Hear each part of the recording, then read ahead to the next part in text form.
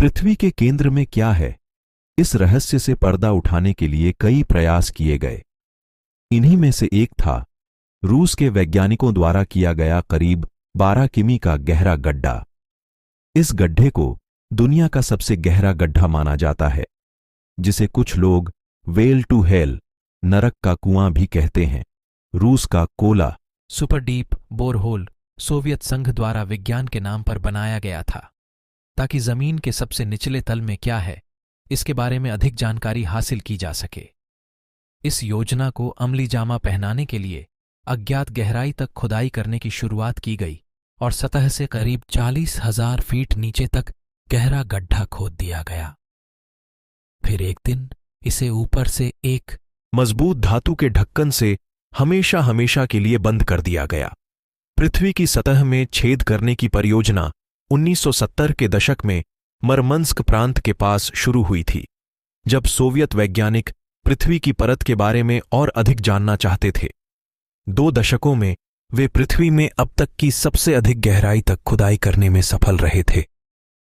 सन 1992 में वैज्ञानिकों को ड्रिलिंग बंद करनी पड़ी थी, क्योंकि नीचे का तापमान 180 डिग्री सेल्सियस के आसपास था। यह वैज्ञानिकों के पूर्वानुमान से कहीं अधिक गर्म था। ऐसे में सवाल खड़ा हुआ कि अगर विशेषज्ञ ड्रिलिंग जारी रखना चाहते हैं और इस प्रयास में अपने सभी उपकरणों को नष्ट नहीं करना चाहते हैं, तो उन्हें तापमान की समस्या को दूर करने का नया तरीका खोजना होगा। ड्रिलिंग जारी रखने के कई प्रयास किए गए, लेकिन बात नहीं बनी। ऐसे में ड्रिलिंग बंद कर दी गई। तब कहा गया कि धन की कमी के कारण काम बंद किया गया है, न कि तापमान की समस्या के कारण।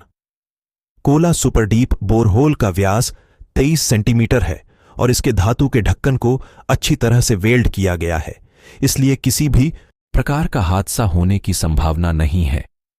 क्षेत्र के स्थानीय लोगों का कहना है कि यह गड्ढा इतना गहरा है कि आप नरक में यातना सह रहे लोगों की चीखें सुन सकते हैं, इसलिए इसका उपनाम वेल टू हेल रखा गया है।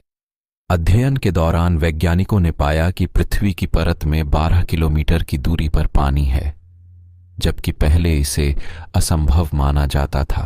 उन्होंने लंबे समय से मृत एकल कोशिका वाले 24 नए प्रकार के जीवों की भी खोज की थी और 2.7 अरब वर्ष पुरानी चट्टानों तक भी पहुंचे थे। सोवियत रूस के बाद भी कई देश धरती की गहराई में जाने की कोशिश कर रहे हैं।